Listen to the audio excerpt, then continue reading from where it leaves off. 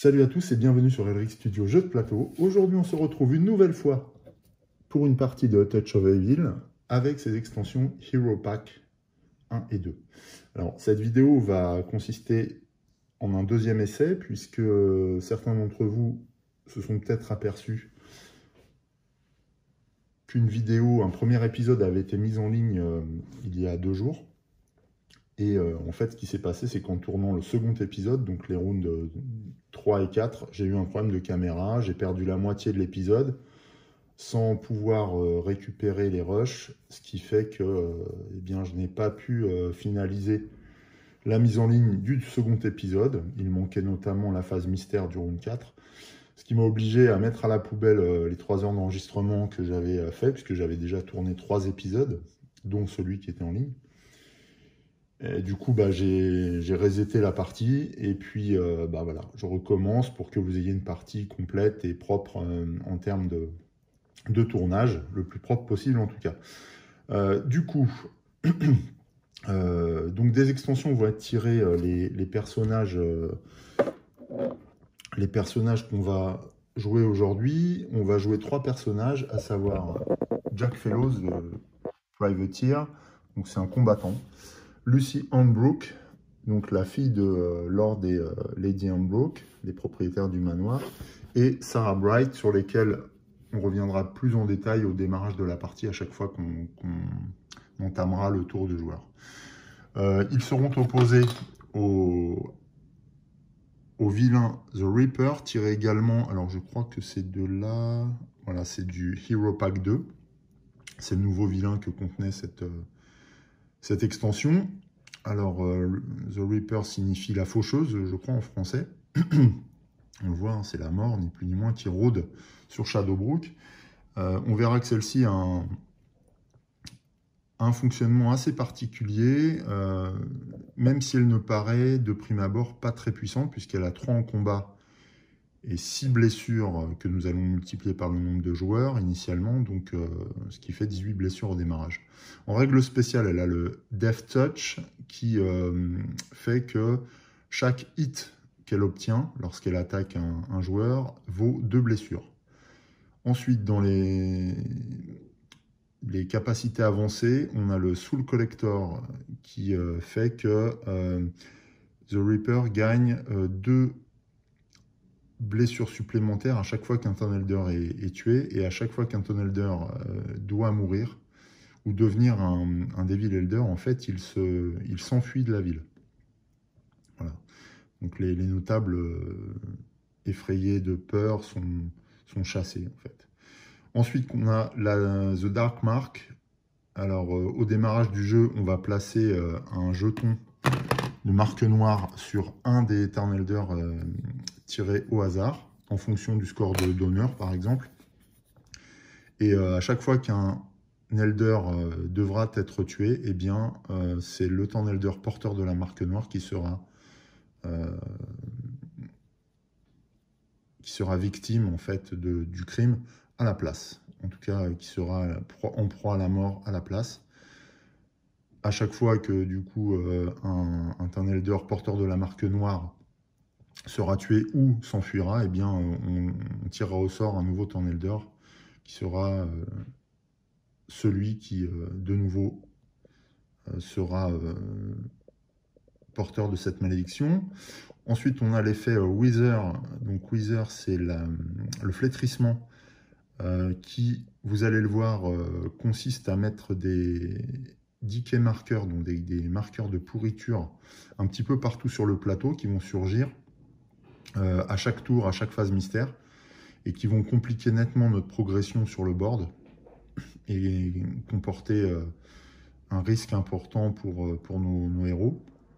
Et enfin, on a le Shadow of Death, donc, qui fait que là, lorsqu'une carte mystère apparaît, enfin, quand une carte mystère est jouée, plutôt, en plus des effets de la carte, on va appliquer les effets de la capacité Wither, flétrissement. Donc, on va le voir, ça va être plutôt ces capacités-là qui vont être le sujet principal qui va nous préoccuper par rapport à la présence de la faucheuse à Shadowbrook. Donc ça, c'est pour ces effets principaux. De toute façon, on reviendra dessus de manière un peu plus détaillée pendant la partie, hein, mais au moins comme ça, vous avez déjà entendu de quoi il s'agit. Au niveau de la minion chart, on a 2 événements et un type de minion uniquement.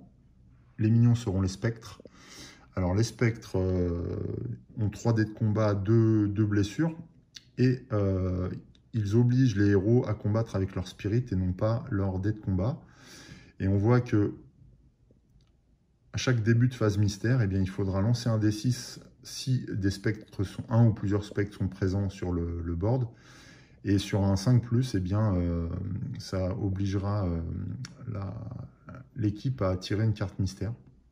Sinon, on a 2 events, le Chilling Shriek, donc le cri glaçant, et For Whom the Bell Tolls, donc pour qui sonne le glas, qui ont des effets aussi particuliers lorsqu'on obtient ces résultats qu'on découvrira. Là-bas, j'ai mis un compteur de tours de Aeon's End. Alors c'est un compteur de blessures, mais ça va me servir de compteur de tours pour suivre les manches de la partie et pour vous permettre aussi de bien distinguer la progression de la partie en fonction des épisodes, parce que ce que je compte faire, c'est pas un épisode par round, mais presque. Donc 2 rounds par épisode à peu près. On verra au gré de la partie comment celle-ci avance, etc. Donc j'ai tout mis en place, hein, puisque ce n'est pas la première partie sur la chaîne. À gauche, les pions, le shadow track, les cartes rencontres autour du board, comme d'habitude, je les ai mélangées. On va les remélanger au début de la partie à chaque fois qu'on va s'en servir. À droite, tout ce qui concerne les personnages ainsi que le vilain. Les dés, la piste de dés. Et puis voilà. On va simplement ensemble déterminer les secrets qui vont affecter chaque, en tout cas, que vont cacher chaque notable de la ville. Et puis on pourra démarrer la partie. Alors, on va commencer. Alors, je vais remélanger la pile de secrets. Alors, les extensions, qu'apportent-elles? Elles apportent évidemment de nouveaux personnages joueurs. Elles en apportent 4 chacune, plus un vilain. Le Hero Pack 1 apporte le nécromancien et le Hero Pack 2 apporte donc la faucheuse. Elles apportent également une dizaine de cartes. Là, je peux vous montrer, voilà, le contenu. Alors là, c'est le Hero Pack 1. Donc, on voit une petite fiche de règles complémentaires, des plaques héros, enfin des fiches héros, des figurines, 6 cartes event, une carte manoir, une carte Holdwood, une carte Windmill, une carte Abandon Keep et une feuille vilain. Voilà, donc c'est pas des grosses extensions, mais elles mettent l'accent, enfin elles privilégient l'apport de personnages, ce qui est quand même ce qui enrichit considérablement le jeu, puisqu'on peut vraiment varier les héros qu'on sélectionne, qu'on joue à chaque partie. Voilà, donc ça enrichit quand même. Elles coûtent à peu près 25 $. Elles sont disponibles sur le site de Flying Frog Production encore à l'heure actuelle. J'ai vérifié il y a 2 jours. Mais attention, on ne les trouve plus du tout auprès des distributeurs français en ce moment. Peut-être que ça reviendra. Mais je crains quand même le pire, puisque les grosses extensions telles que Something Wicked ne sont plus disponibles même chez l'éditeur. Ce qui me laisse à penser que les stocks ne sont pas forcément renouvelés en matière de production. Donc voilà, à voir pour ceux qui souhaiteraient acquérir un maximum d'éléments de A Touch of Evil, comme moi par exemple. Moi je vais chercher du coup à me procurer Something Weekend, mais pour le moment je n'ai pas réussi à le récupérer. On revient sur nos secrets que j'ai mélangés. Donc on va en tirer un pour le magistrat, pour le juge Croft, voilà. Parce que vous savez que les notables démarrent la partie avec un secret. Ensuite, on a le docteur Manning, donc on va lui mettre un secret également. Sophie the Midwife, elle est à côté du docteur Manning, on va lui mettre un secret.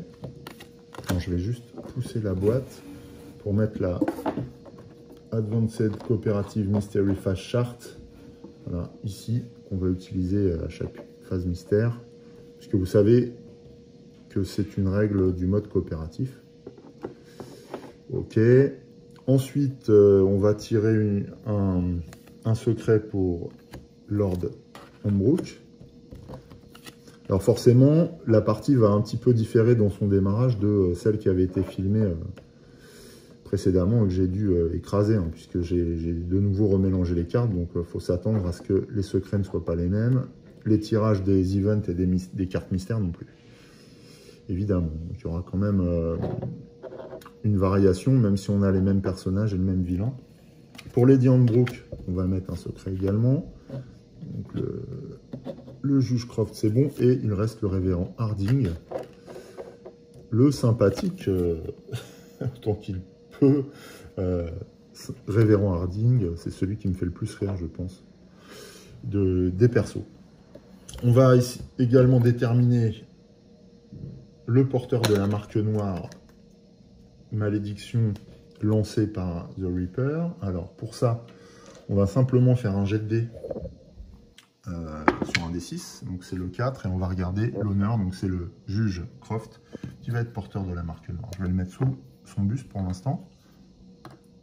Et voilà, donc on a une menace hein, qui pèse déjà sur les notables. Je vous rappelle que les notables sont des alliés potentiels durant la partie et pendant le showdown, pendant le dénouement, le combat final, qui nous amène souvent des dés de combat, des capacités de soins, etc. Et donc le fait qu'ils soient menacés par la mort comme ça sont à notre désavantage, bien sûr.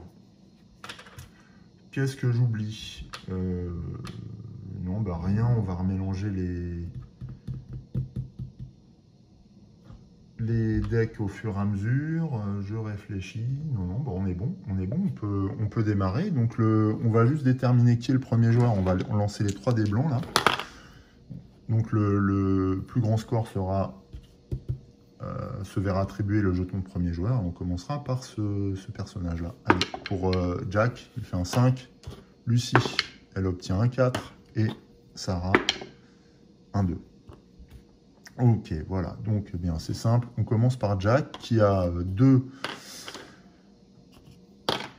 investigations au départ. Alors, Jack Fellows est privateer. Alors, moi, je l'interprète comme combattant. Combattant ou mercenaire. Voilà, male, military. Il a qu'une seule capacité. Il est duelliste, qui consiste une fois par tour de combat à la possibilité de relancer les dés sur lesquels le hit est manqué. Donc voilà, tous ces jets de combat manqués, il peut les relancer une fois par tour. Il a 4 en honneur. Par contre, il a des scores moyens mais équilibrés dans toutes les autres capacités. Spirit 3, Cunning 3, Combat 3. Donc un personnage type combattant. Mais j'aime bien cette capacité de dueliste là, où il peut relancer les dés, ce qui va lui permettre de nettoyer le board assez facilement. Enfin, j'espère. Donc, au démarrage, Jack et Sarah se trouvent au Town Hall. Lucie, on le verra dans ses capacités, démarre l'aventure au manoir, puisque c'est la fille de la famille Holmbrook. Alors, Jack, eh bien, il va lancer un dé de déplacement, il obtient un 3. Compte tenu de la nature des spectres et de la capacité qui oblige les héros à faire un test de spirit plutôt que de combat, on va aller d'entrée de jeu renforcer le spirit de Jack à l'église. Donc ça va l'obliger à dépenser 2 investigations et à faire un test d'honneur, donc de 4, avec 4 dés. Et sur un 5+, il réussira à augmenter son spirit, il obtient un 6. Donc, eh bien, le bénéfice est immédiat, il renforce tout de suite son spirit. On va essayer de ne pas perdre de temps parce que The Reaper, on va le voir, a une façon de procéder qui va pourrir le board littéralement. Et on va être rapidement entravé dans notre progression sur le terrain. À la fois pour mener l'enquête, mais aussi pour récupérer des éléments de stuff et renforcer nos personnages.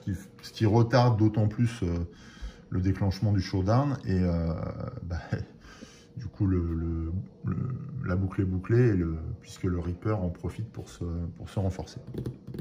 Voilà. Que peut-il faire d'autre, Jack? Eh bien, il peut... alors, il n'a plus d'investigation, donc ça va régler le problème. Il ne peut plus rien faire, hein, pour l'instant, donc on va en rester là pour Jack. Ensuite, on passe à Lucy Hornbrook. Alors, je vais vous présenter en même temps ses capacités. Alors, elle a 3 capacités, Lucy. Donc, c'est un personnage avec les traits femelle et youth. En capacité, elle a Hornbrook. Donc, elle démarre l'aventure au manoir. Quand elle est KO, elle est replacée au manoir et non à Town Hall. Et elle démarre l'aventure avec 4 jetons d'investigation au lieu de 2 normalement. Elle a le trait Lucky, ce qui signifie que une fois par tour de combat, elle peut forcer un de ses opposants à relancer un de ses dés de combat. Voilà, donc si un de ses ennemis obtient un hit, elle peut le forcer à relancer et potentiellement le hit n'existe plus, est annulé. Elle a également la capacité Youth, la jeunesse, qui lui permet de soigner une blessure au début de chacun de ses tours, et y compris lors de chaque round du showdown. Voilà. Donc, par contre, elle a que 2 blessures. Donc, il faudra faire attention à ça. Elle a 3 en spirit, 2 en cunning, 2 en combat et 4 en honneur. Donc, ce qui en fait un petit peu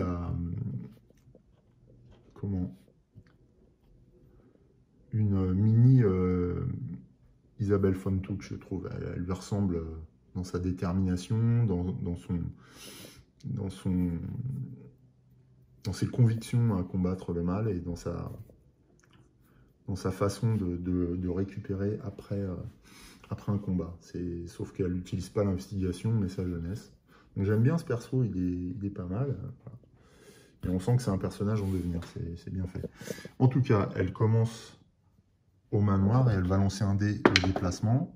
Elle obtient un 6, alors ça c'est très bien. Elle a 4 en investigation, mais elle va tout de suite aller également au... Alors elle a combien en spirit? Elle a 3, elle a 2 en cunning et 2 en combat. Elle va aller à l'église également. Elle va lancer 4 dés pour faire un test d'honneur. On va voir si elle obtient un 5, donc elle obtient un point de spirit supplémentaire. Je suis en train de me rendre compte que, alors que nos personnages s'arrêtent à la church, ils auraient dû chacun piocher une carte event, donc je vais le faire. Parce que les cartes event, je pense, vont être cruciales aussi. Je vais en piocher une pour Jack, la première.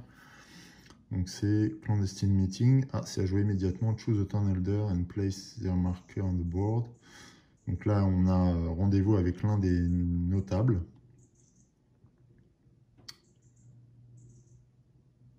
On doit le mettre sur un emplacement vide. Et la prochaine fois qu'un héros rencontre ce notable, il l'enlèvera du board et gagnera des 6 investigations. Par contre, si un 1 est obtenu sur le jet de dés, qui correspond aux investigations, alors on doit ajouter un secret à l'Elder. Si c'est un 6, on doit mettre un jeton, un token Resolve sur sur le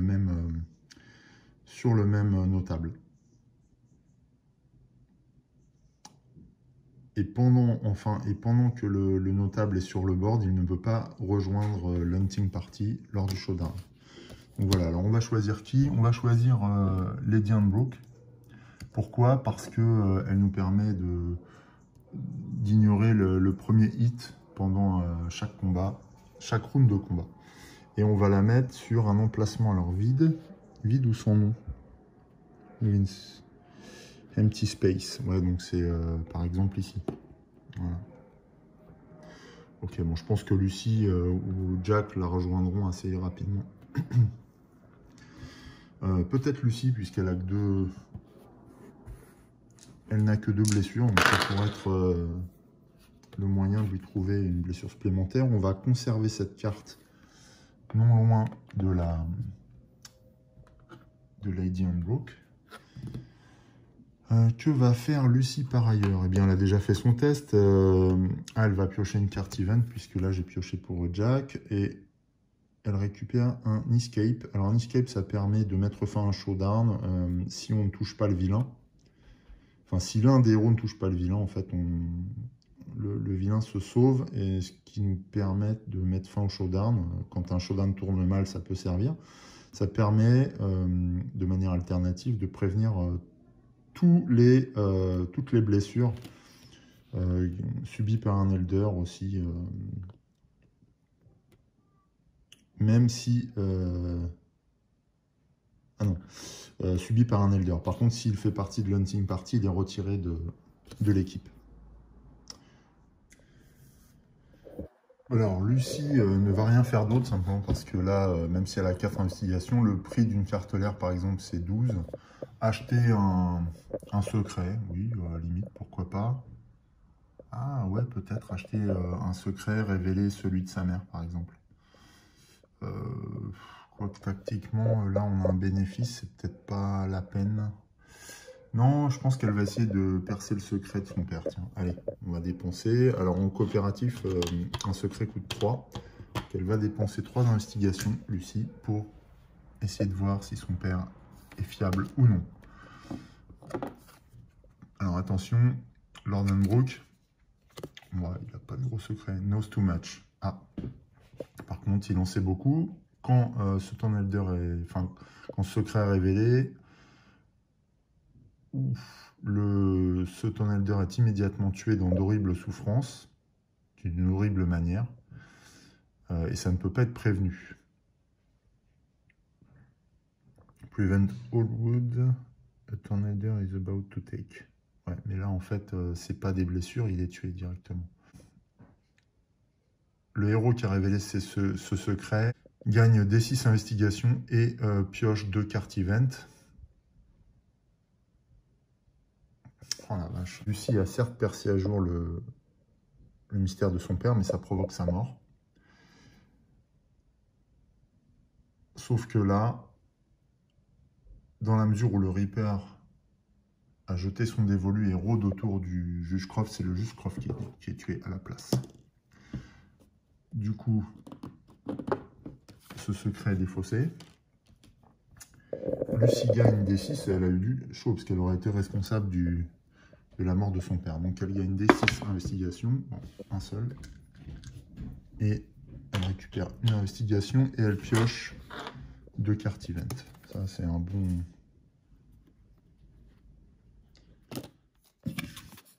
Donc là, elle pioche Gossip and Rumor. Ça permet de révéler... Enfin non, de découvrir un secret sans le révéler. Donc ça, c'est pas mal parce que ça évite les effets. Notamment lorsqu'il s'agit d'un secret... d'un Dark Secret. Et elle peut piocher une autre carte.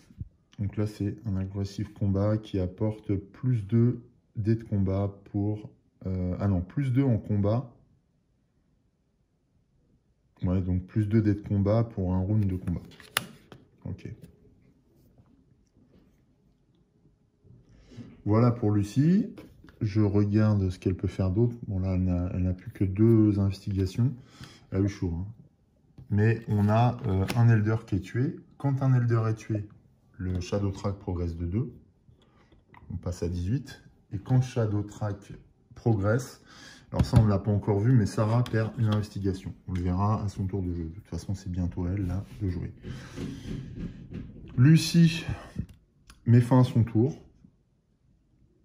Elle est un petit peu glacée des effets de son investigation, je pense. Mais bon, son père s'en est sorti. Il nous reste à déplacer de manière aléatoire la marque noire. Voyons, 5.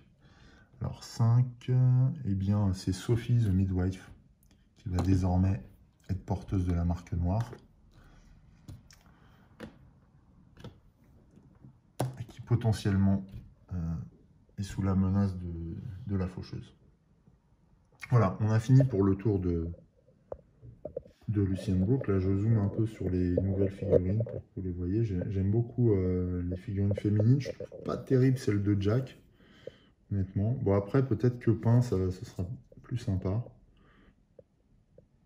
Mais c'est pas la mieux.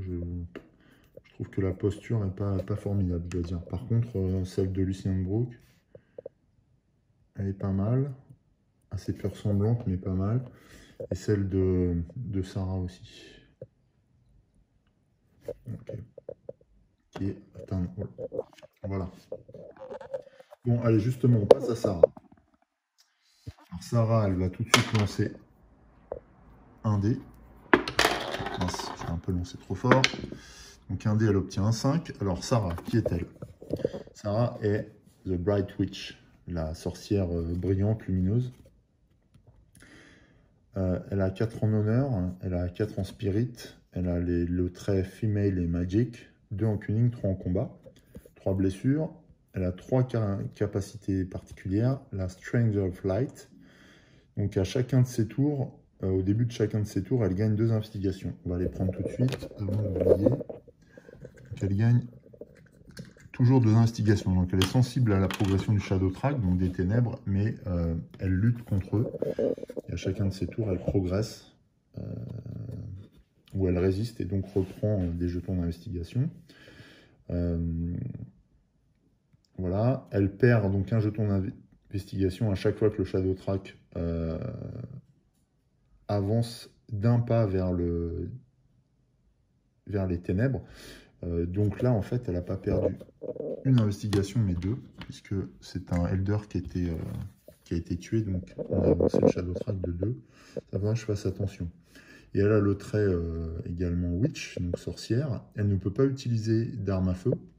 En revanche, elle gagne plus 2 dés de combat contre un vilain avec le trait Magic, Diamond et Construct. Ce qui est bien, c'est un peu pour ça que je l'ai choisi aussi, c'est que la faucheuse a le trait Diamond. Donc le bénéfice des plus 2 est bien valable contre ce vilain-là. Donc là, elle a obtenu un 5 en déplacement. Elle a 4 en spirit, 2 en cunning. Elle a 2 en investigation. Alors soit elle va renforcer son cunning, soit renforcer son spirit aussi. Je crois qu'on va tous passer à l'Élise. Allez, elle dépense 2 pour également faire un test d'honneur pour gagner un point de spirit supplémentaire. Elle obtient un 5. Donc, elle renforce également son spirit. Voilà. Donc, chacun de nos personnages a renforcé sa foi. Là. Je pense qu'ils ont bien fait parce qu'on va voir que ça va être très utile. Elle n'a plus d'investigation. Je pense qu'elle ne va pas faire autre chose. Elle s'est déplacée. En revanche, j'ai oublié de piocher une carte event, donc je le fais tout de suite. Et c'est un recovery, donc à jouer n'importe quand pour soigner des 6 blessures pour un héros et des 3 blessures pour un vilain. Ou alors, on peut prendre un allié de n'importe quelle pile de défausse. Ouais, c'est bien ça. Recovery, c'est un event. Ok, donc là on commence à renforcer notre main de cartes event. Ça a son importance. Bon là c'est assez varié, c'est pas mal. Maintenant j'aimerais bien capitaliser un max de cartes qui me permettent de jouer lors du showdown parce que c'est vraiment important. On en a une déjà. En tout cas ce ne sera pas pour ce tour. On arrive à la première phase mystère de cette première manche. D'ailleurs je n'ai pas indiqué que c'était la première manche, je vais le faire tout de suite, puis j'essaierai d'y penser à chaque tour. Et on va voir que cette phase mystère, à cause des capacités de la faucheuse, est relativement plus riche qu'une phase mystère classique. Alors, premièrement,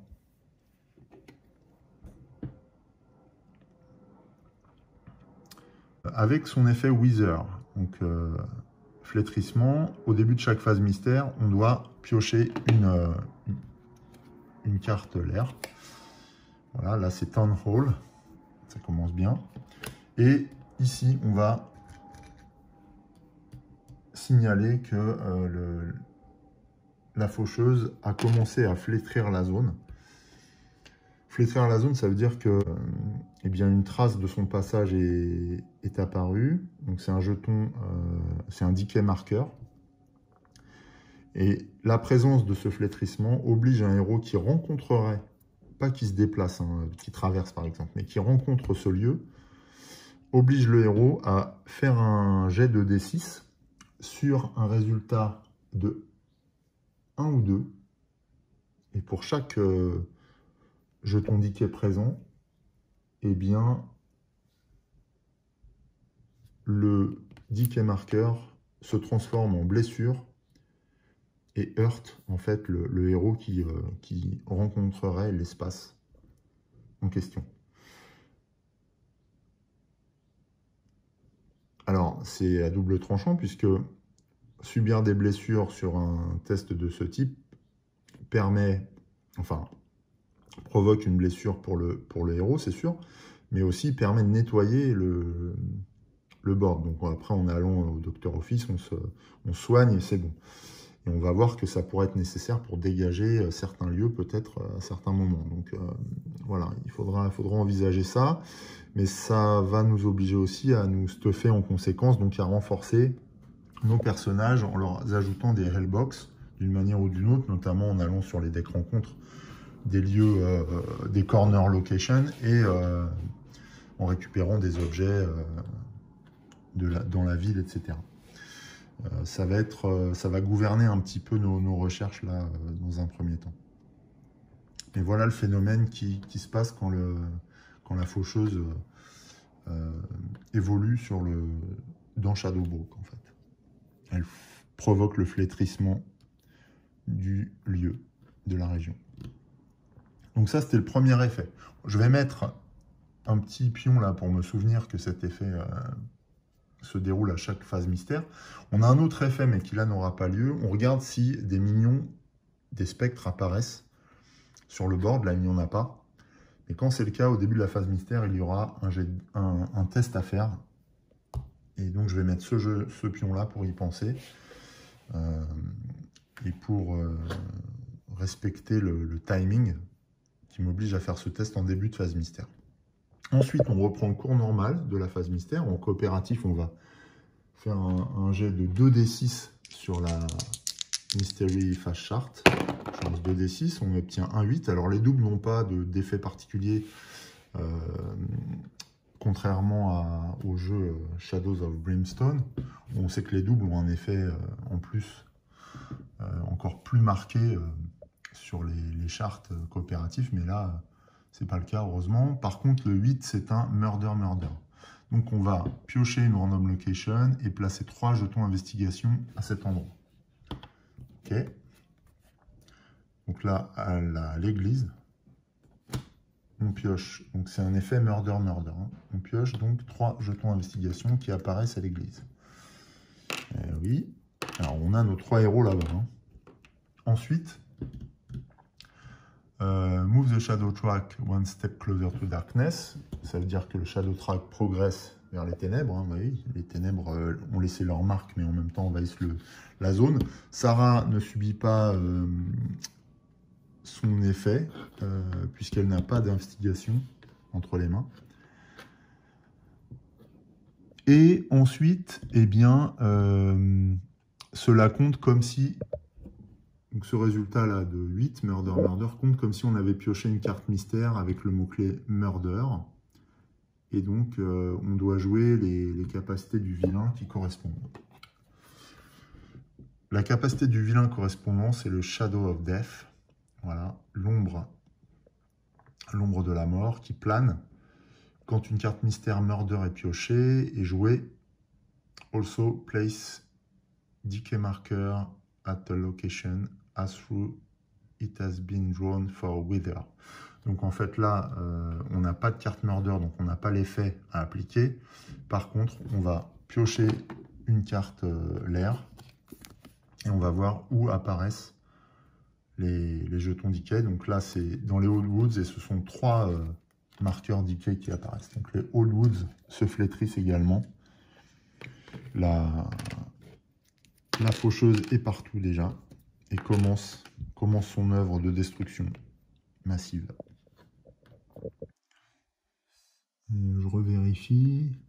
Voilà. Et à chaque fois qu'un personnage rencontrera ce lieu, il devra effectuer un test pour résister au flétrissement.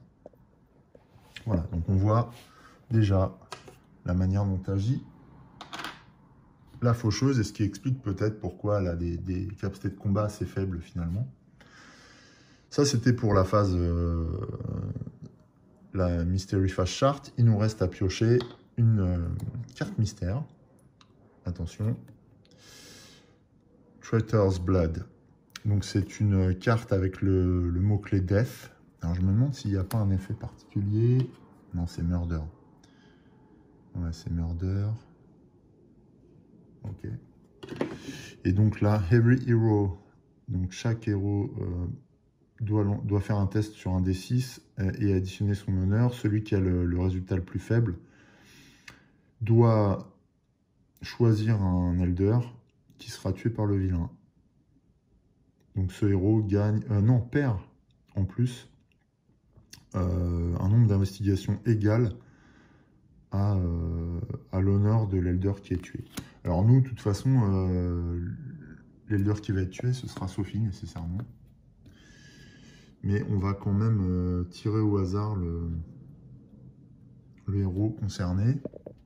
Alors Jack et Sarah n'ont pas d'investigation, donc ça pourrait limiter les effets sur eux. Donc pour Jack, on fait dans l'ordre. Donc c'est un 3, sachant qu'ils ont tous 4, 2 pour Lucie et 5 pour Sarah. Donc c'est Lucie qui a le score le plus faible, hein, puisqu'ils ont 4 chacun, donc c'est Lucie qui obtient un 6. Et donc c'est elle qui est concernée par la perte des investigations, dans la mesure où, de toute façon, le notable tué est Sophie. Elle perd 5 investigations, elle n'en a que 2, donc elle perd les investigations qui nous restent. Sophie est tuée, et donc la marque noire est déplacée. 3. Alors, est-ce qu'on a... Ouais, la marque noire atteint désormais le révérend Harding. Je vais mettre sous sa figure. On a déjà 2 Elders tués. Alors, faut pas que j'oublie de déplacer le Shadow Track de 2. Donc 1, 2, on est déjà rendu à 15. Vous voyez que la faucheuse progresse très très vite. Hein. Vraiment très très vite. On est qu'à la première manche. Elle obtient un +2 blessure. Donc ça veut dire qu'elle est... elle a maintenant, pour être détruite, à encaisser 20 blessures. 3 x 6, 18, plus 2, 20. Voilà, les effets de la carte mystère sont effectués, c'est bon. Donc la première manche se termine comme ça. Bilan de cette première manche, on voit que alors déjà, la phase mystère est bien enrichie par les effets de la faucheuse, première chose. Donc le mal est quand même très très puissant, hein. C'est un vilain très sérieux qu'on rencontre là. Et par ailleurs, la vitesse à laquelle le mal se répand et les ténèbres se répandent sur Shadowbrook va être un vrai sujet pour nous, puisqu'elle nous étrangle littéralement en matière de stuff. Il va falloir trouver les bons leviers pour se renforcer rapidement. Alors on a déjà renforcé notre spirit, maintenant il va falloir renforcer notre combat pour aller le plus vite possible, trouver déjà la faucheuse, donc aller chercher une carte l'air, et ensuite être en mesure de la combattre. Donc, ça va pas être simple, sachant qu'on a perdu toutes nos investigations. On voit qu'il y a un espèce d'effet tenaille là, qui a installé la faucheuse. Bon, voilà. Eh bien, on va passer tout de suite à la deuxième manche. Bien, la première manche a été difficile, mais elle nous a déjà permis de comprendre comment fonctionnait The Reaper. Alors, par acquis de conscience, déjà, je vais bouger le compteur, on passe à la deuxième manche. Et par acquis conscient, j'ai revérifié sur le petit feuillet inclus dans l'extension les capacités de la faucheuse. Et ben, il s'avère que c'est vraiment un ennemi redoutable. Je vous explique. À propos des Grim Spectre, eh bien, je vous disais que on devait effectuer un test à chaque Mystery Phase Chart, à chaque phase mystère, pardon. Un test qui, si on échouait, nous obligeait à piocher une deuxième carte mystère, quel que soit le nombre de spectres présents sur le board. Et bien en fait, c'est pas ça du tout. C'est qu'on va effectuer ce test pour chaque spectre qui serait présent sur le board. Ce qui veut dire qu'on peut potentiellement piocher plusieurs cartes mystères supplémentaires à chaque phase mystère. Donc rien que ça, déjà, c'est énorme et évidemment éminemment redoutable. Parce qu'on peut, finalement, à chaque tour, on peut perdre la partie, quoi. Ça peut emmener à la mort nos héros. Ensuite, le Soul Collector fait que quand la faucheuse tue un Elder, sa puissance grandit. Et à chaque fois qu'un Elder doit rejoindre le vilain, à la place, il s'enfuit. Ça, d'accord. Ce qui se passe dans ces moments-là, c'est que le Shadow Track progresse de 2 crans, comme si l'Elder est tué. Donc, ce qui fait que la progression des ténèbres est très rapide. En plus, ce qui va nous desservir doublement, puisque Sarah est très sensible à cette progression et perdra des moyens d'agir dans le même temps. Donc là, on a encore un effet de ciseau là, qui s'instaure. Ensuite, on va vérifier The Dark Mark. La faucheuse marque ses victimes de la mort avant de les chasser. Ouais, bon, ça c'est juste pour dire que on peut utiliser n'importe quel marqueur adapté. Bon, moi j'utilise un token à l'envers qui est totalement noir pour faire une marque noire. Donc c'est bon. Les decay marqueurs, ça explique qu'on utilise donc les jetons de blessure et que ceux-ci, lorsqu'ils signalent un jeton de pourrissement, lorsque le test est loupé par un héros, il se transforme en blessure. Voilà, c'est juste ça. Non, les points un peu spéciaux résident vraiment dans la gestion des spectres et du test qu'ils provoquent. Et du Soul Collector. Voilà, mais je voulais revenir là-dessus parce que j'avais dit une bêtise au début de l'épisode. Bien, sachant ça, on va démarrer la deuxième manche. Le premier joueur sera cette fois Lucie. Lucie avec 4 spirits de blessures, etc. Lucie se trouve pour l'instant à l'église. Elle va récupérer les 3 jetons d'investigation. Alors oui, normalement j'aurais dû faire le jet de mouvement avant tout. Elle obtient 5, donc il va pouvoir se déplacer. Ce que va faire Lucie, c'est qu'elle va aller tout de suite. Alors, ouais, elle va aller tout de suite au manoir. Je ne vais pas la faire... Non, ça, c'est pas Lucie. Lucie ne va pas s'arrêter vers sa mère, vers Lady Anne-Brooke. Elle va poursuivre son chemin, elle la croise, mais elle va aller jusqu'au manoir, parce que je préfère qu'elle se renforce là-bas. Et puis, quand elle reviendra, elle ralliera sa mère.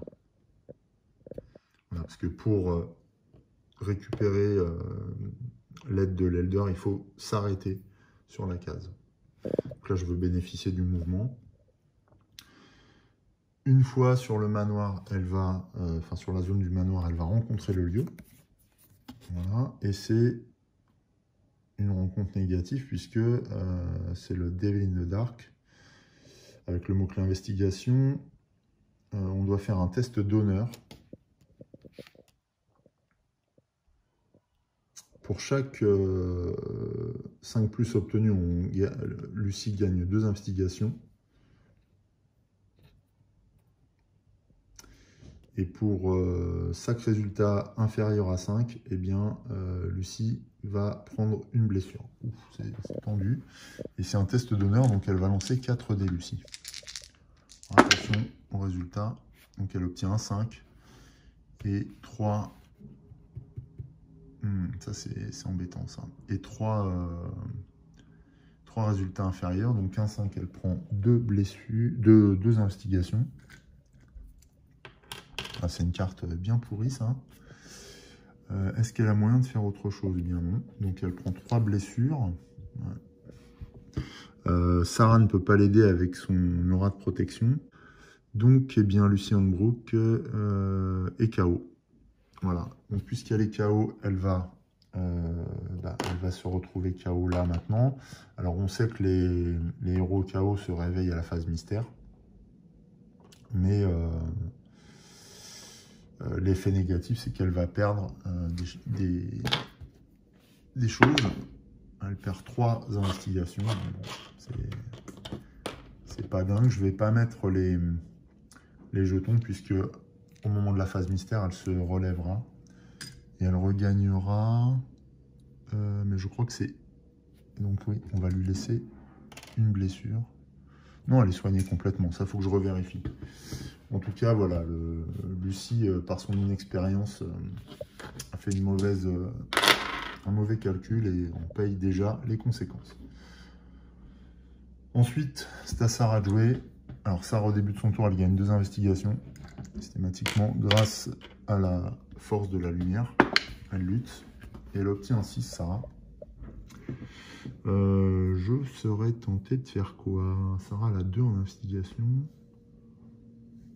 Est-ce qu'elle se déplace pour aller au Magistrate Office? Pour renforcer son cunning, peut-être? Ouais, elle va faire ça, Sarah. Donc 1, 2. Dans la mesure où elle ne s'arrête pas ici, elle ne rencontre pas le lieu. Donc, elle va jusqu'au bureau du juge. Elle pioche une carte event. Donc là, c'est encore un clandestine meeting. Alors, elle choisit un Turn Elder. Donc après...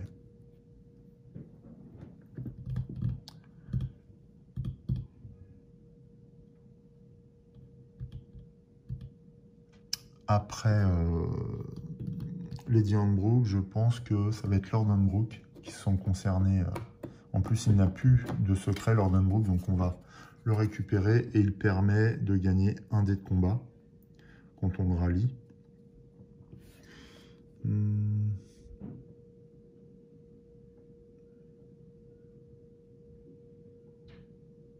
Ah non, en fait, il nous permettra, si on le rencontre, de gagner des 6 investigations. Donc on va le mettre en direction de l'Abandon Keep. Voilà. Pour optimiser le déplacement, éventuellement. Ok. Alors, en direction de l'Abandon Keep. Voilà, les époux Hanbrook sont des gens très impliqués là dans notre combat, et c'est tant mieux, puisque on a quand même déjà des difficultés. Donc ça, c'était la carte event de Sarah. Elle va payer 2 pour effectuer le test de cunning. Donc c'est un test d'honneur. Et sur un 5+, elle gagne un point. Ouais, c'est bon, elle obtient un 6. Donc elle renforce son cunning, Sarah. Je vais chercher un petit pion. Voilà, donc elle passe à 3 en cunning.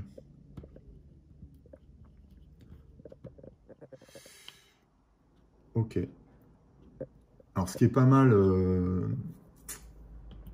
de ce point de vue-là, de renforcer les caractéristiques des personnages de cette manière, ça coûte cher, c'est vrai, mais les points ne sont pas perdus lorsqu'on est blessé ou quoi, et qu'on doit perdre des items ou des investigations. C'est l'avantage de ce mode de stuffing. Voilà.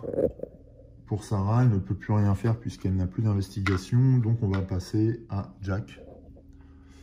Jack, il est à l'église. J'aimerais bien qu'il se rende à l'Abandon Keep, mais pour ça, il va falloir qu'il fasse un jet de mouvement. suffisant. Bon, il obtient 1, donc déjà, pour ça, il prend une carte mystère. C'est un Daybreak. Alors, le Daybreak permet de défausser une carte mystère ou event avec la mention Remain in Play. Ça peut être très intéressant, notamment pour les effets Wither, tels que le brouillard ou des choses comme ça, qui sont des effets permanents et qui peuvent vraiment entraver notre progression. Donc du coup, Jack peut se déplacer de 1 quand même, mais je pense qu'il va rester... Est-ce qu'il va rester là? Est-ce qu'il est blessé? Non. Ou sinon, il va rencontrer, bah oui, il va se déplacer vers de 1, il va rencontrer Lady Hembrooke. Donc il ne pioche pas de nouvelle carte event. Et cet effet-là s'applique. Donc voilà, place marqueur de board. La prochaine fois qu'un héros arrête son mouvement sur cet espace, on doit enlever l'Elder. Ok. Donc on retire Lady Hembrooke. Et le héros gagne des 6 investigations, sauf s'il fait un 1. Bon, il obtient 6. Ok. Alors, if a roll 1, non. Also add a secret, non. If a 6 is rolled. En plus. Donc là, on a donc bien joué de la part de Jack. Il obtient 6 jetons d'investigation. Et en plus, on met un Resolve Token sur l'un des elders de notre choix. On va faire quoi? Eh bien, on va protéger le révérend Harding. Voilà, parce que s'il est la cible d'un meurtre, il pourra être sauvé. Le Resolve Token peut contrecarrer une fois la marque noire et prolonger la survie du révérend. On va faire ça. Par contre, cette carte event est défaussée. Bien évidemment, on en a résolu l'effet. C'est un effet intéressant. On le voit. Ok. Que peut faire Jack Fellows par ailleurs? Il a 6 investigations. Donc potentiellement, il pourrait dépenser 3 pour découvrir un secret. Je pense que c'est ce qu'on va faire. Ouais. Est-ce que c'est ce qu'on fait? Alors, Lady Hembrooke, elle a le secret derrière elle. Ouais, donc Jack Fellows a croisé Lady Hembrooke. Il essaye de percer à jour les mystères de cette femme. Et on regarde tout de suite. Oui, parce que les elders dans cette partie vont être des aides précieuses. S'ils se retournent contre nous, il faut qu'on le sache tout de suite, quoi. Alors après, la contrepartie, je ne sais pas si c'est le bon calcul, parce que la contrepartie, c'est que ça fait bouger le Shadow Track très rapidement. Maintenant, le faire progresser jusque-là, ça m'arrange, puisque je pourrais acheter une Lair Card et donc provoquer un showdown plus vite. On regarde, non, là, c'est simplement un petit secret, Coward. Donc Lady Hembrooke est un petit peu lâche, quoi. Et donc, à chaque fois qu'elle participera à un combat dans le cadre d'une hunting party, on devra lancer, faire un test sur 1, 2, 3, elle se sauve, en fait, en criant. Bon, en même temps, est-ce qu'on peut vraiment lui en vouloir, compte tenu qu'on est face à un vilain majeur, quand même? C'est pas un simple vampire ou un simple loup-garou. Là, on est face à la mort incarnée. Enfin, incarnée. À la mort elle-même. Donc, c'est quand même effrayant, on peut le comprendre. Ok, je cherche la traduction exacte de Coward, mais c'est Couard. Voilà, c'est ça. Couard, ça ressemble. Voilà, un Couard, un lâche. Ok.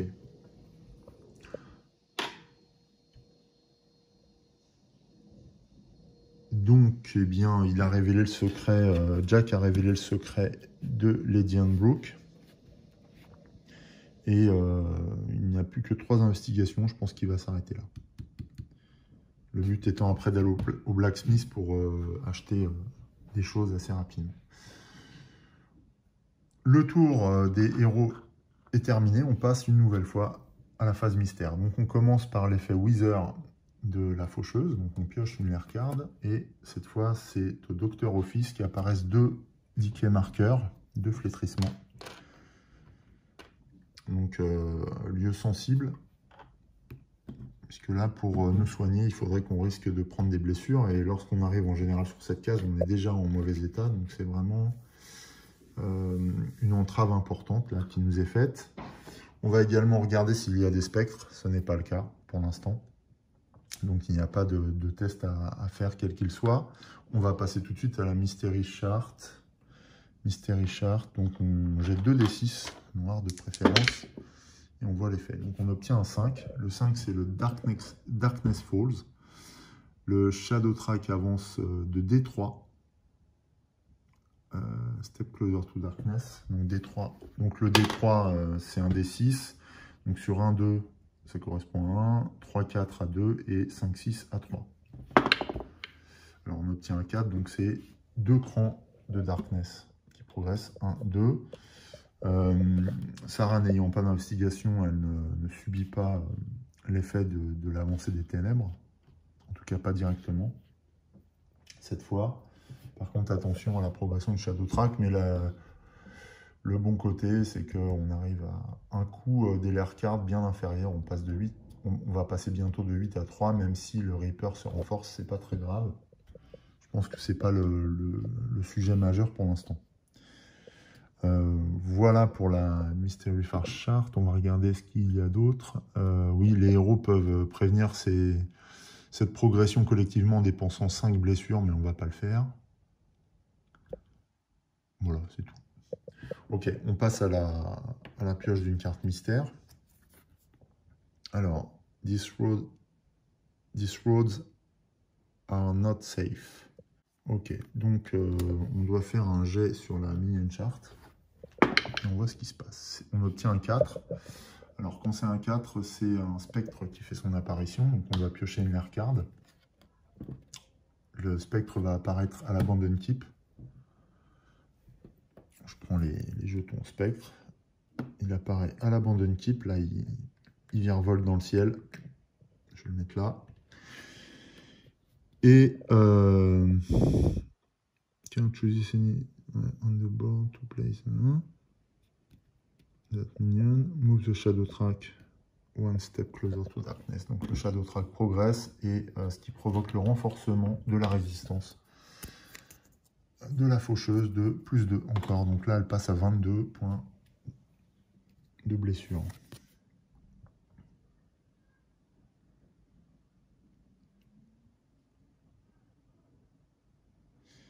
If a minion or villain attack with the turn roll, the player... Ah non, c'est pas ça. Alors en fait, non, on pioche pas une lair card, on choisit... Si c'est une attaque du vilain ou du minion, on choisit un emplacement vide sur le board pour placer le minion. Ouais, donc on va faire ça. Mais à ce moment-là, vu que Jack est sur l'emplacement, on va le mettre sur Jack, ce qui fait que ça l'oblige à mener combat tout de suite. Mais je préfère ça parce que ça évitera que le spectre soit présent trop longtemps. Et en plus, il pourra récupérer potentiellement les récompenses. Du coup, Jack doit combattre. Alors, un spectre dispose de 3 dés de combat. Et Jack doit utiliser son spirit. Il a 4 en spirit. Donc, il prend 4 dés face à 3 pour le spectre. C'est parti. Le spectre fait une touche. Alors que Jack obtient également une touche. Mais Jack, avec sa capacité dueliste, peut relancer ses dés manqués, en fait. Bon, il n'obtient pas d'autres dégâts. Donc, par contre, il prend une blessure. Sarah ne peut pas le prévenir, elle n'a pas d'investigation. Mais le spectre subit également un dégât. Et le combat continue. Ce sont des combats à mort à A Touch of Evil. Là, il n'y a aucun dégât de part et d'autre, sauf que Jack peut relancer ses dés une fois. et il inflige un dégât au spectre, ce qui le détruit. Voilà. Ça c'est bien, on débarrasse le plateau. Par ailleurs, lorsqu'on détruit un spectre, je vais zoomer pour que vous voyez un petit peu la fiche, eh bien, en cas de victoire, on prend 5 investigations, ce qui est conséquent hein, comme récompense. Et ce qui va aussi nous apporter une possibilité de nous renforcer dès le prochain tour. Donc ça, c'était pour la carte mystère. On a terminé du coup la deuxième phase mystère de la partie. Je pense qu'on va effectuer la troisième manche et puis on arrêtera ce premier épisode à ce moment-là pour reprendre l'épisode suivant à la quatrième manche. Mais on va faire ça tout de suite, hein, on ne va pas attendre. Donc, troisième manche. Hop, je le note et on y va. Donc le premier joueur devient Sarah. Sarah qui commence son tour, donc qui prend 2 jetons d'investigation. Elle se bat toujours, Sarah. Elle est pugnace. Elle lutte contre les ténèbres à chaque fois qu'elle peut. Et Sarah se trouve au Magistrate Office. On va voir quel déplacement elle effectue déjà. Elle obtient 1, donc elle pioche une carte event pour ça. Et c'est une milice. C'est une milice qu'elle obtient. Est-ce que... Donc il faut la placer quelque part. Est-ce qu'on ne mettrait pas ça soit au Oldwood, soit à l'Abandon Keep? Je pense qu'on va le mettre à l'Abandon Keep où il y a de fréquents combats quand même. Allez, comme ça, on en bénéficiera sans problème à cet endroit. Ensuite, eh bien, elle peut se déplacer de 1. Alors Sarah n'est pas blessée. Elle a 2 en investigation.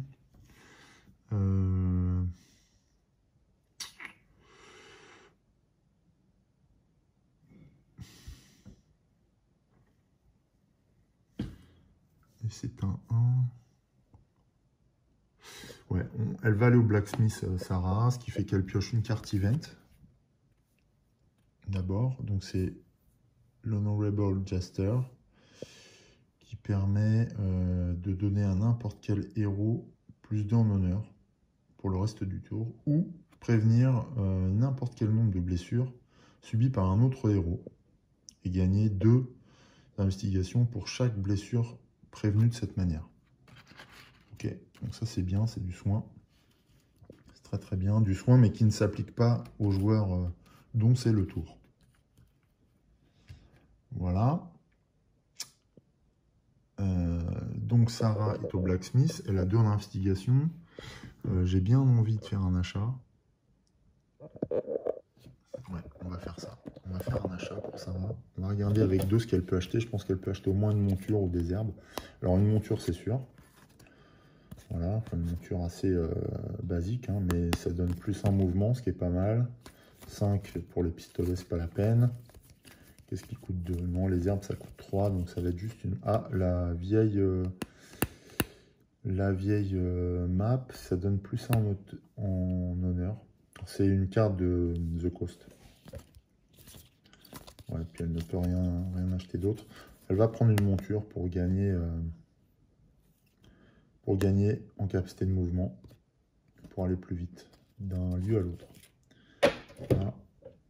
Premier équipement pour Sarah, qui renforce sa capacité de mouvement. Elle dépense 2. Et voilà, elle ne peut rien faire d'autre. Son aura de protection, c'est pour prévenir une blessure, donc elle ne peut pas guérir Jack. Bon, et elle n'a plus d'autres moyens d'agir. Sur les cartes Event Recovery, ouais. Ah, éventuellement, on peut utiliser Gossip and Remorse, Play at any time. Ouais, on va utiliser ça pour prendre connaissance d'un secret. On va aller voir ce que cache, ce que dissimule le docteur Manning, histoire de prendre conscience de ce qu'il est. Alors attention, C'est un petit secret aussi.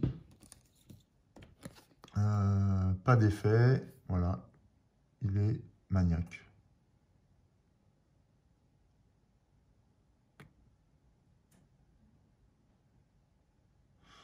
Ok, bon, c'est pas, en effet, c'est pas très intéressant. Donc on va défausser ce secret. Ah, cela dit, on n'était pas obligé de le révéler, mais moi je le révèle, je suis en coopérative, donc je le révèle. Parce que le Gossip and Remorse permet de faire un peek at the secrets. Mais bon, là il n'y en avait qu'un sans effet, donc je le révèle et on le défausse, c'est plus simple. Voilà, comme ça on sait à peu près ce que cachent les Elders. Pour le moment, c'est relativement enfin, c'est pas trop méchant. On ne sait pas ce que cache le révérend Harding. Mais comme il est sous la menace de la marque noire, j'ai pas trop envie de le révéler. Pour l'instant, en tout cas. On verra ça plus tard. Voilà pour Sarah. C'était le premier tour de la troisième manche. On passe à Jack. Jack va d'abord faire son jet de déplacement. Il obtient un 2. Alors, c'est pas grand-chose, mais ça va suffire pour aller au Blacksmith. 1, 2. Puisqu'il arrive au Blacksmith pour rencontrer Sarah, il pioche une carte Event. Il obtient encore un Honorable Jester. Alors, c'est bizarre parce que j'ai eu le problème à la partie précédente. Après, les cartes collent un peu, donc quand on les mélange, peut-être que voilà, ça gêne un peu le brassage, mais bon, c'est pas grave. On va faire avec. Et puis, du coup, il peut acheter quelque chose, Jack, puisqu'il a 8 investigations. Donc, on va prendre le temps de regarder ce qu'il peut acquérir, Jack. Alors, il nous faudrait du soin. Un pistolet, ça pourrait être bien. Alors, il y a le manteau, là, qui apporte une blessure en plus. J'aime bien cet objet. Les torches aussi, je les aime beaucoup. Ça permet de relancer sur un dé positif. Le mosquet, c'est 9, donc c'est pas la peine. Il y a le Book of Lore qui apporte plus 2 en honneur. Le Book of Town History, plus 4 en cunning. Mais ça, je vais le garder pour soit Sarah, soit Lucie, qui sont des héros avec moins de cunning. Donc je pense qu'il va acheter le Padded Jacket. Ouais, c'est ça, parce que c'est lui qui va beaucoup en combat, donc voilà. Ok, donc il va dépenser 6 pour acheter cet équipement. Il dépense 6 investigations, il en reste 2. Avec 2, là, il ne pourra pas faire grand-chose. Peut-être s'acheter une monture. En tout cas, on peut acheter plusieurs objets. Hein. C'est Store, Buy Town Items Here. Jusque-là, je pensais qu'on pouvait acheter qu'un objet, mais le pluriel confirme le fait qu'on puisse acheter plusieurs objets. Je pense qu'il va acheter une monture aussi, pour 2 supplémentaires, pour se déplacer encore plus vite, pour aller chasser les spectres éventuellement qui vont apparaître sur le plateau. Je pense que ce sera utile. Ouais, c'est un peu ce phénomène de course là qui s'instaure. Ça me fait penser certains films de vampires où on court pas mal, mais là c'est contre la mort qu'on fait la course. Voilà pour Jack, il n'a plus d'investigation, il a tout dépensé. J'aurais pu le soigner aussi, mais je suis allé au Blacksmith, donc voilà. Et je préférais prendre un cheval, et de cette manière j'ai optimisé là, les achats. C'est pas mal. Voilà pour Jack. On passe à Sarah. À Lucie, pardon. Alors Lucie, elle pourrait se soigner si elle avait une blessure, mais c'est pas le cas.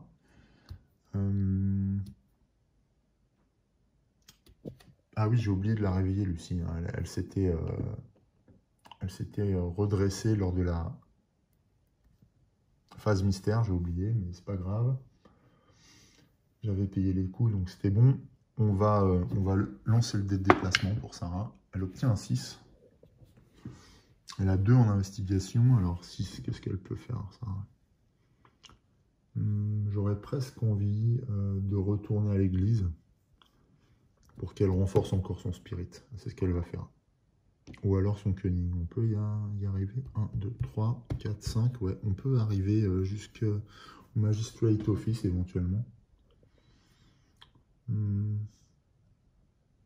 Cunning. Est-ce que ça a un intérêt? Non, on va renforcer le spirit. Voilà. Je vais m'arrêter à l'église tant que c'est possible. Donc pour 2, elle fait un nouveau test d'honneur. Pour essayer, tenter de gagner un point de spiritualité. Elle obtient un 5, un 6, donc plus 1 encore en spiritualité. Voilà. Ça devient une bête en matière de guerre spirituelle, Lucie. Elle est habitée par une force de lutte contre le mal qui est la plus puissante là, de l'équipe pour l'instant. Bien. Et puis elle pouvait piocher une carte event, j'allais oublier. Et là c'est Search for the Truth. Alors c'est une carte event, ça permet de regarder un secret d'un elder sans le révéler. On peut défausser n'importe quel nombre de secrets en payant une investigation chacun. Après ça, si un elder n'a plus de secret, on doit en piocher un nouveau, sans le regarder. Ouais. Donc là, éventuellement, ça permet de se débarrasser d'un secret genre Evil Elder. Donc c'est pas mal, mais il faut des investigations pour ça. Voilà pour le tour de notre chère Lucy Hornbrook. On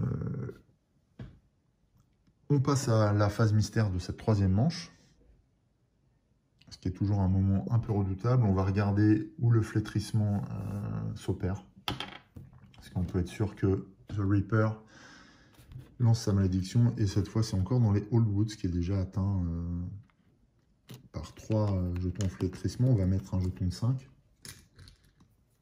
ici, voilà, puisque c'était 2 supplémentaires. Ok. Alors, il y a peu de chances qu'on tire du coup une carte Old Woods pour le showdown, puisqu'on en a déjà 2 qui sont sortis là. Et puis après ça, on regarde s'il y a des spectres, mais non.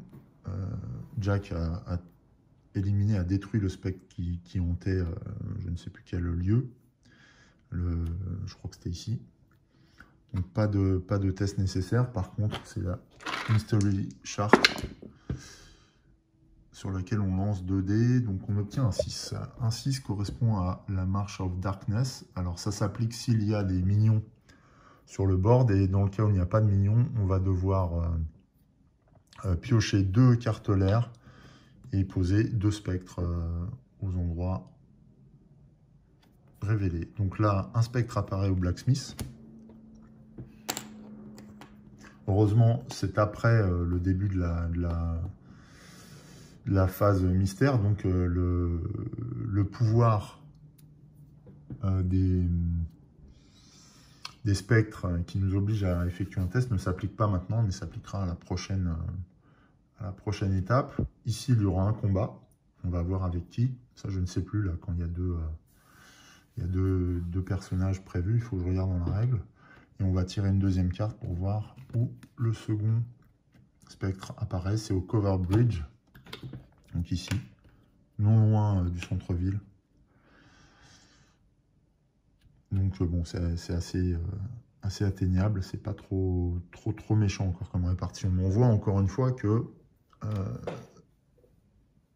la faucheuse nous met la pression. Hein, vraiment. Ok. Donc ça, c'était pour la phase Mystery Phase Chart. On va piocher une carte mystère, bien sûr. Et c'est un Agent of Evil que l'on pioche. Donc on doit faire un test sur la minion chart et effectuer selon le résultat. Si c'est un minion, on pioche une carte l'air pour savoir où il intervient. Si c'est un event, on résout l'event. Donc on lance un D6. C'est un 4. Donc c'est de nouveau un spectre. Alors ça nous arrange pas. On en a déjà 2 sur le board. Ça va être chaud. Donc on doit piocher une nouvelle carte l'air. Un spectre apparaît au windmill, ce qui est bien plus gênant. C'est beaucoup plus loin. Heureusement que 2 personnages sur 3 ont des montures, ça leur permettra d'aller plus vite. Par ailleurs, on va avancer de 1 le Shadow Track. Donc on passe à 11. Ça avance très très vite. D'ordinaire, sur les parties de A Touch of Evil, on tourne autour de 10, 11, 12 rounds. Là, on est à 3, on est déjà à la moitié du Shadow Track. J'ai l'impression qu'on va faire des rounds, on va faire un nombre de rounds beaucoup plus court. À mon avis, on va tourner autour de 8 rounds maximum. J'ai l'impression. Parce que vu la vitesse où l'obscurité se répand, je pense pas qu'on ait le temps de faire beaucoup plus. C'est vraiment une course très très intense qui se met en place. Voilà, ça va mettre fin à notre premier épisode. On débutera la 4e manche avec Jack. Voilà, donc je vais tout de suite le positionner. Et puis, eh bien, on se retrouve lors du prochain épisode pour voir quels événements nous réserve cette 4e manche. Allez, en attendant, je vous dis à très bientôt. Portez-vous bien. Salut!